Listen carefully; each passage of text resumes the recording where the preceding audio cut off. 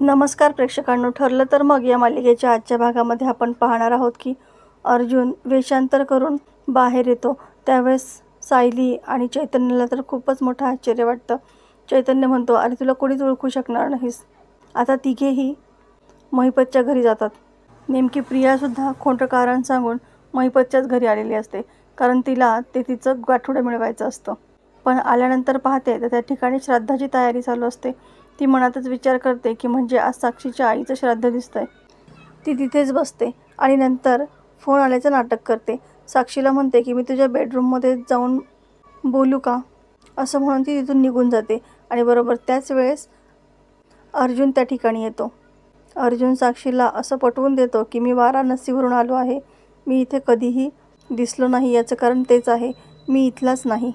फक्त एका दिवसासाठी मी इथं आलो होतो, पण वाईट शक्तींनी आणि संकटाच्या चाहुलींनी मला इकडं ओढलं गेलं. तुझ्या घरावरती गेल्या 2 वर्षापासून संकटाचं सावट आहे, मला ते स्पष्ट दिसतंय. आणि यामध्ये फक्त तुझी आईच तुला वाचवू शकते. साक्षीला अर्जुनचं सगळं बोलणं खरं वाटतं. महिपत पूजा करण्यामध्ये दंग असतो.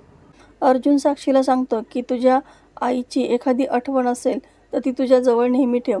एखादा दागिना, गळ्यातलं नेकलेस असेल ना, तर ते तुझ्याकडे अवश्य ठेव. ते तुला आशीर्वादासारखं आहे. तेव्हा साक्षीला आठवतं आणि ती सांगते की हो, माझ्या आईने मला एक वाढदिवसाला नेकलेस दिलं होतं, पण ते तुटलं आहे आत्ता. अर्जुन म्हणतो, तुटलं आहे म्हणून काय झालं, वस्तू तुटते पण आशीर्वाद कधीच तुटत नाही. मग ते पेंडंट तू तुझ्या गळ्यामध्ये घाल, तेच तुझं रक्षण करेल. आता असं म्हटल्यानंतर साक्षी घाईघाईने ते पेंडंट खाली घेऊन येते आणि त्याच वेळेस प्रिया बाहेर येते. अर्जुन ते पाहतो आणि खूपच आश्चर्यचकित होतो. म्हणजे प्रिया महिपतच्या घरच्या श्राद्धाच्या कार्यक्रमाला येते, म्हणजे त्यांची मैत्री किती गहरी आहे हे लगेच दिसून येतं. अर्जुन आता गुपचूप त्याच्या पिशवीतून मोबाईल काढतो आणि प्रियाचा फोटो काढून घेतो. आता साक्षीसुद्धा खाली पेंडंट घेऊन येते. त्याच वेळेस प्रियासुद्धा खाली येते. प्रिया अर्जुनकडे पाहत असते, त्यामुळे अर्जुन खूपच घाबरतो. त्याला असं वाटतं की तिने त्याला ओळखलं की काय. साक्षी सांगते की हे खूप चमत्कारी बाबा आहेत आणि यांना भविष्यही कळतं.